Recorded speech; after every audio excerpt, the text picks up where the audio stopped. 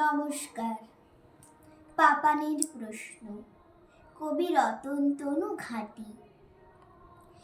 স্কুলে আজ রেজাল্ট দেবে, ব্যস্ত গোটা বাড়ি। খাঁচার পোষা ময়নাটাও করেনি আজ আড়ি। কুট্টি পিসি রান্নাঘরে, বকুল মাসি ছাদে। গৃহস্থালির সমস্ত কাজ জরুরি সংবাদে।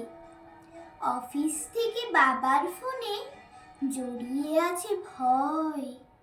মা দাঁড়িয়ে রঙিন ছাতায়, দুপাশে সংশয়। স্কুলের গেটে স্বপ্নেরা চুপ, উথাল পাথাল ঢেউ। গাছ ভর্তি বকুলেরা দেখেছে কেউ কেউ। এমন সময় ঢং ঢং ঢং ছড়িয়ে পড়ে ছুটি।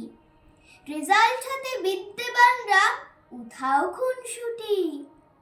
দূরের থেকে চেঁচায় পাপান, আমি সেকেন্ড ক্লাসে। সব মায়েদের বাঁকা চোখরা তাকালো চারপাশে। মা বললেন, ঢের হয়েছে, মুখ দেখানো ভার। ফার্স্ট কি হলো, নামটা শুনি, অঙ্কে কত তার? পাপান বলল, দেবল গুপ্ত, অঙ্কে সে 100। আমি পেলাম 90, তার বেশি পেলাম কই? সারাটা দিন খেলিস শুধু, মা বললেন রেগে।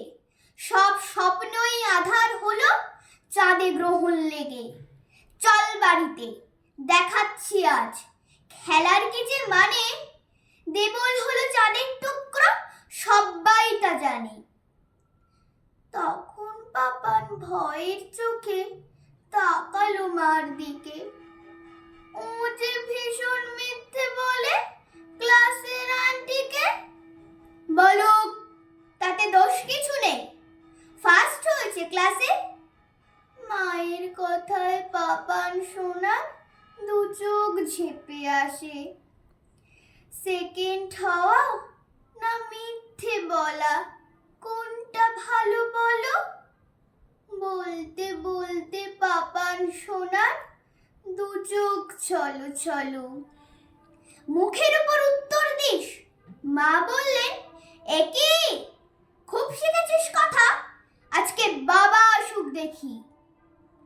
মায়ের কাছে জবাব পায়নি, দু চোখ ভেসে নদী।